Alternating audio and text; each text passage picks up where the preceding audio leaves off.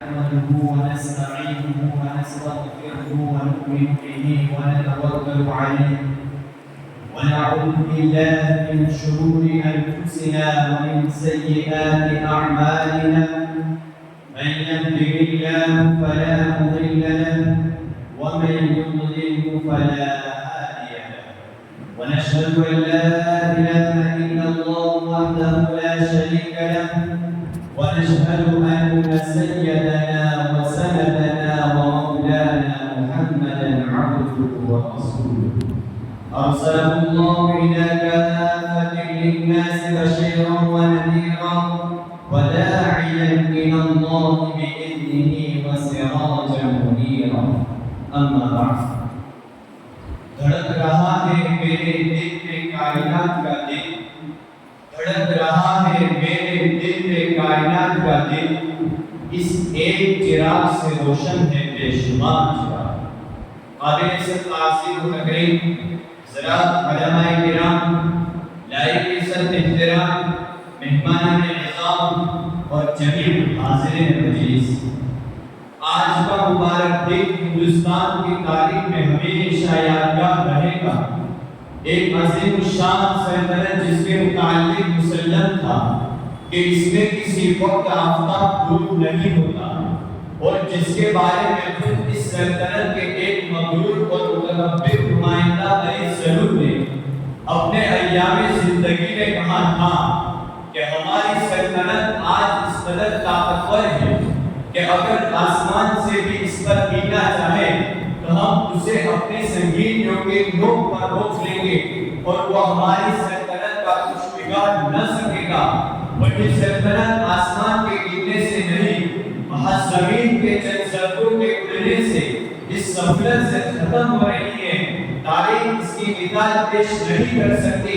ہم اس انقلاب پر پورے ملک کو مبارکباد کے مستحق ہیں جن کی قربانی اور مساعی نے یہ شریف عمل ہندوستان کے سامنے رکھا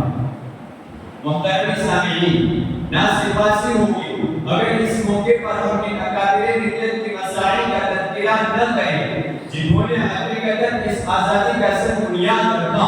اور اس وقت رکھا جبکہ انگریز کی آزادی کا تصور بھی اس ملک کے دل و دماغ سے خالی تھے اور وہ شاہ ولی اللہ رحمۃ اللہ علیہ کی جانباز اور وہ شاہ ولی اللہ رحمۃ اللہ علیہ کی قیادت میں تلوار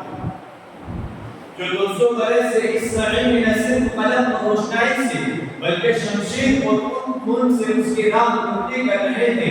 آخر میں سن 1857 میں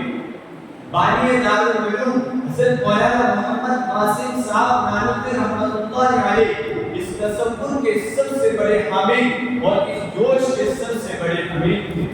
انہوں نے اپنے شیخ حضرت حاجی اللہ رحمۃ اللہ علیہ کی قیادت میں تلوار اٹھائی اور آزادی کی راہ میں سرفروشی کے ساتھ میدان میں اترے لیکن وقت مقررہ نہیں آ پہنچا تھا اس لیے فتح کا سلسلہ شاملی کی تقسیم تک رہ گیا اور دہلی کے تخت تک نہ پہنچ سکا ملک آزاد نہ ہوا لیکن یہ جماعت اپنے تصور سے الگ نہ ہوئی یہ وہ زمانہ ہے کہ اس وقت ہندوستان کی دنیا وفاداری کے جذبے سے شرمسار تھی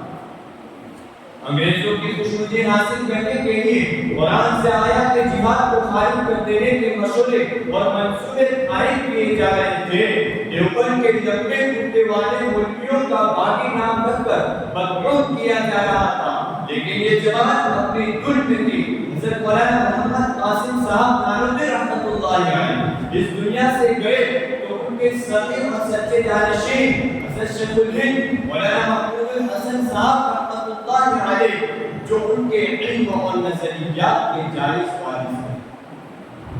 محترم سامعین اس پوری جماعت کی سرپرستی کے ساتھ تحریک آزادی اس وقت جاری رکھی جبکہ انگریز کی مخالفت کا تصور بھی گھروں کے کوڑوں تک بھی نہ تھا صرف قلم میں زبان کی حد تک بلکہ عمل کے پردوں میں اور عمل بھی معمولی نہیں بلکہ ایک سے ہماری عمل کے ساتھ جس کی لپیٹ میں ہندوستان کی متعدد ریاستیں اسلامی ممالک متعدد فرما روا اور انگریزی فوجوں کے کتنے ہی افسر بھی آ گئے تھے اس عمل کا ہاتھ ہندوستان سے گزر کر